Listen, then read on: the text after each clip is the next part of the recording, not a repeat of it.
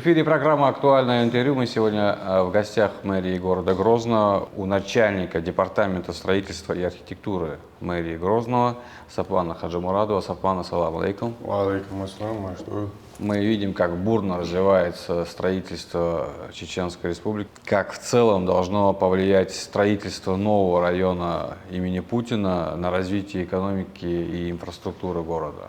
Да, как мы уже все знаем, у нас активными темпами в центре города реализуется масштабный, грандиозный инвестиционный проект застройки многоэтажными жилыми домами, который уже в дальнейшем получил название нового 5-го района города Грозного и был наименован в честь президента Российской Федерации Владимира Владимировича Путина. На данной территории уже у нас реализуется 150 многоквартирных домов, также строится вся необходимая социальная инфраструктура, школы, детские сады и тому подобное. Как это может повлиять? В первую очередь то, что это объекты недвижимости, они ставятся на кадастровый учет, и там будут в первую очередь коммерческие помещения, и, соответственно, это будет уже налог на имущество. Следующее – это коммерческие помещения, они предусмотрены в каждом квартирном доме на первых этажах, в некоторых домах на первых двух этажах. А там будет огромное количество рабочих мест. То есть мы примерно рассчитываем, более 20 тысяч рабочих мест будет создано в этом районе. Постоянных рабочих мест? Да, это, в принципе, постоянные рабочие места. То есть там будет и аренда помещений, там будет и бизнес, и офисы. Также могут быть какие-то образовательные какие-то учреждения, частные могут быть помимо именно государственных учреждений. То есть все это будет в первую очередь создавать рабочие места, а во-вторых, будут платить налоги со своей индивидуальной предпринимательской деятельности. Это, конечно, это своего рода огромнейший такой район в этом городе, почти город в городе. И, соответственно, можно считать, что будет создан какой-то город, мини-город, и он со своей необходимой социальной инфраструктурой, своей промышленностью, условно говоря, и он будет приносить своего рода и доходы, и будут и комфортные места еще созданы, там будут места для прогулок, соответственно, еще туристы же будут туда приезжать, там будет много интересных мест и огромное парковое пространство, пешеходная зона, бульвар. А правда то, что бульвар будет самым красивым и самым большим на Северном Кавказе?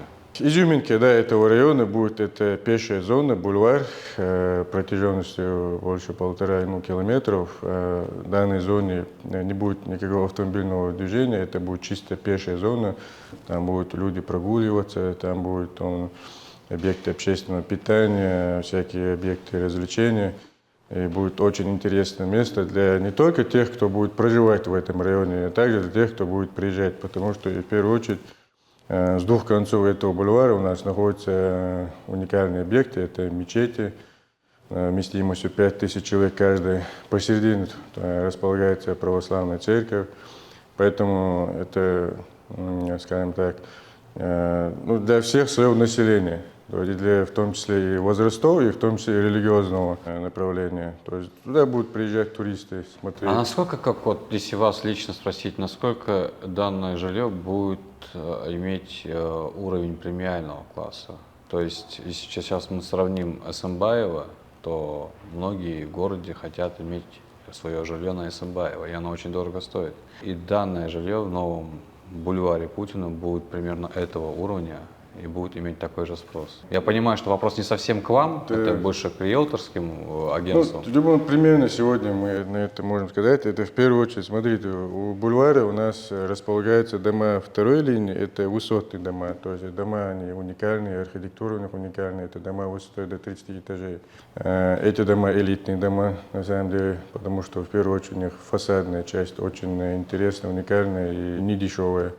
В эти дома предусматривают все необходимое, современная инфраструктура, цифровизация, телефонизация, интернет и тому подобное. Входные группы будут интересные, уникальные. То есть это будут такие современные дома. То же самое и следующая сторона этого бульвара, то же самое интерес, такие же дома, но они высотой чуть ниже.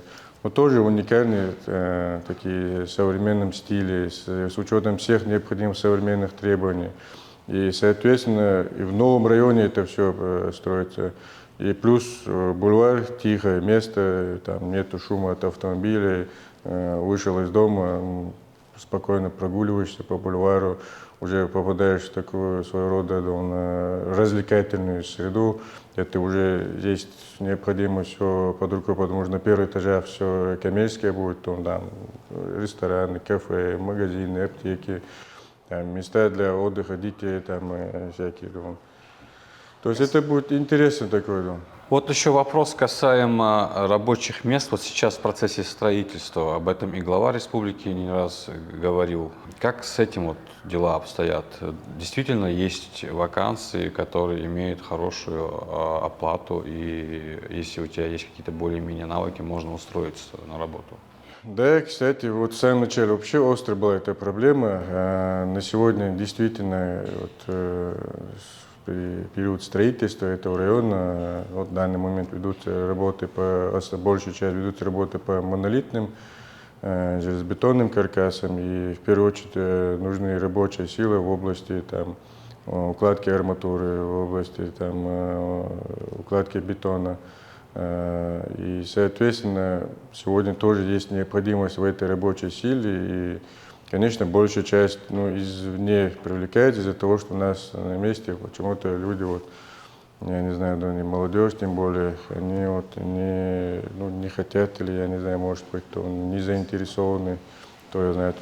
Да, мы каждый раз об этом объявляем, все время говорим, что есть рабочие места, пожалуйста, приходите, работайте, и зарплаты не маленькие, действительно, 100 и выше 1000 рублей в месяц, есть там зарплаты.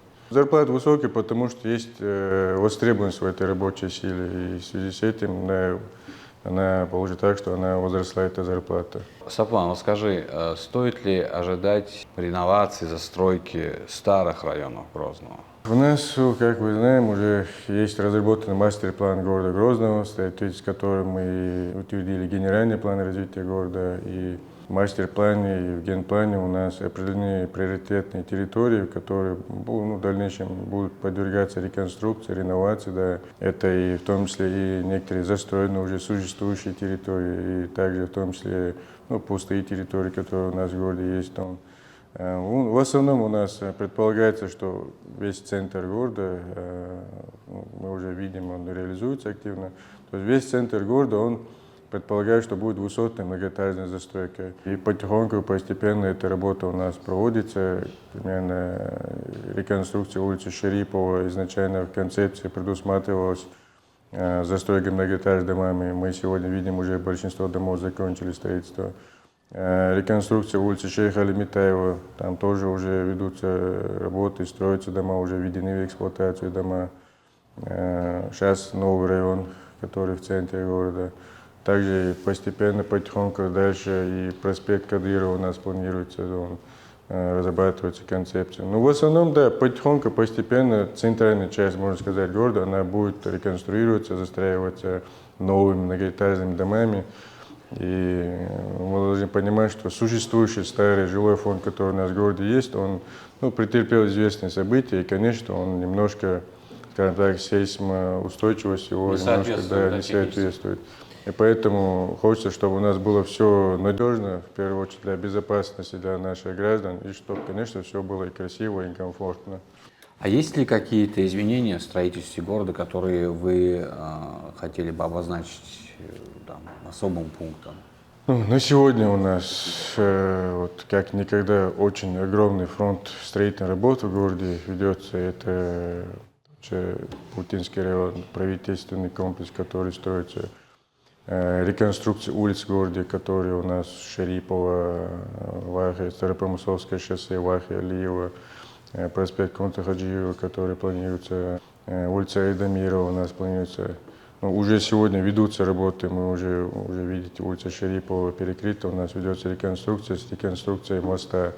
Конечно, немножко временно это создает неудобства для наших граждан, хочется извиниться перед ними, но когда все это закончится, я уверен, мы будем все вместе наслаждаться всеми этими реновациями, реконструкциями и будем комфортно жить в нашем городе.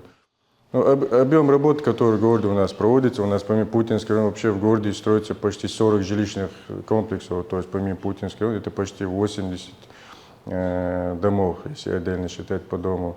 То есть тоже огромный объем жилища у нас и по городу строится. Это такие точечные комплексные застройки. Как вообще удается координировать огромный процесс работы? Я так понимаю, это обязанность мэрии города Грозного. Вы справляетесь с этим процессом. Это очень, наверное, нелегко, так как возводится огромное количество объектов, включая нового района, включая те объекты, которые еще были запущены ранее. Как вам удается все это координировать и чтобы это еще, насколько я знаю, республика известна тем, что у нас не было никогда несданных объектов и не было таких вот звучащих каких-то долгостроев. Да, у нас по поручению главы Чеченской Республики, героем России Рамзана Ахмадовича Кадырова, по инициативе мэра города Грозного Кадырова Хасма Магомедовича Ахмамедовича, создана специальная комиссия, строительный контроль, рабочая группа такая, своего рода это специалисты, которые постоянно контролируют, мониторят строительство. Они каждый день выезжают на строительные площадки и каждый процесс строительства контролируют, взаимодействуют с специалистами технического надзора, совместно работают со специалистами государственного строительного надзора.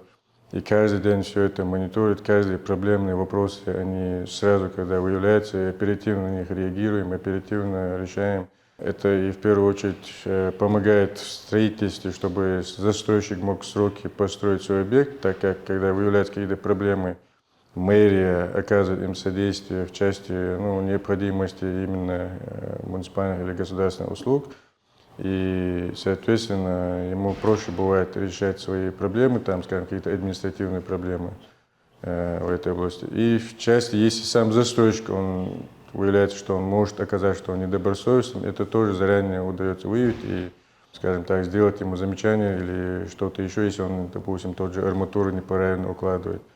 То есть получается так, что это своего рода взаимная помощь и ведется строгий контроль. И действительно у нас не было случаев, чтобы объекты не сдавались в срок или были какие-то долгострои или обманутые дорожки и тому подобное. Это у нас действительно непозволительно. И из-за этого у нас ведется строгий контроль. И в Путинском новом районе тоже отдельная группа работает там.